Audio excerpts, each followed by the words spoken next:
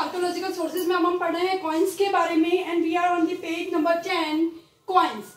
अब हम बात करते हैं बच्चों कॉइन्स की। कॉइन्स बच्चों आर्कियोलॉजिकल सोर्स एक ऐसा आर्कियोलॉजिकल सोर्स है जिसकी स्टडी से हम न केवल साम्राज्य के बारे में, उस राज्य की या उस रूलर की, उस राजा की प्रॉस्पेरिटी के बारे में, उनकी इकोनॉमी के बारे में, उनका ट्रेड व्यापार कहाँ तक विस्तारित हुआ था, ये सब भी आसानी से समझ सकते हैं।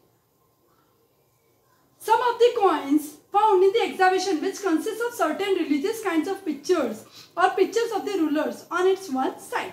कई ऐसे राजा थे बच्चों, जब हमने एग्जामिनेशन किया, जब हमने जमीन के अंदर खुदाई की तो हमें कॉइन्स मिले, और उन कॉइन्स के यदि बच्चों हम एक तरफ देखें तो या तो हमें रिलीजियस सिंबल्स मिलते थे, जैसे मान लीजिए कि समुद्रगुप्त थे या अशोक जो सम्राट थे, उनके कॉइन्स पे बुद्ध धर्म से रिलेटेड बच्चों कोई ना कोई पिक्चर दिखाई देते थे उनके कॉइन्स पे, या कोई ऐसा सिंबल दिखाई देता था जो किसी पर्टिकुलर रिलीजियस का होता था। और कई कॉइन्स बच्चों हमें ऐसे मिले कि जिनके कॉइन्स के वन साइड पे उस राजा के जो पिक्चर थे बच्चों वो देखने को मिलते थे।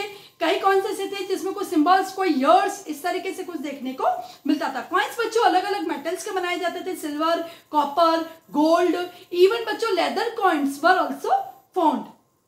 The study of the coins is known as a numismatics. बच्चों जो स्टडी, जो कॉइन की जो इस तरीके से आर्कियोलॉजिकल जो स्टडीज करते हैं बच्चों, ऐसे कॉइन्स की जो स्टडी होती है वो न्यूमिस्मेटिक कहलाती है बच्चों।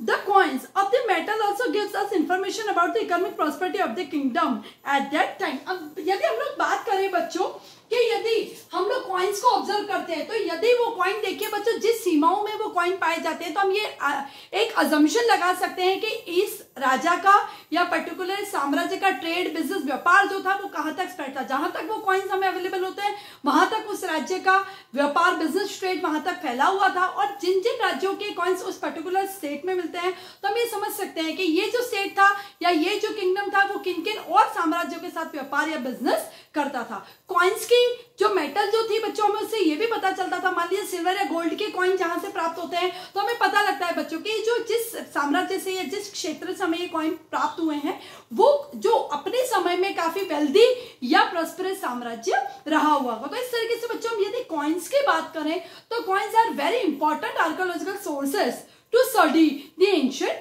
history। I hope you all understand about the archaeological sources। Thank you very much।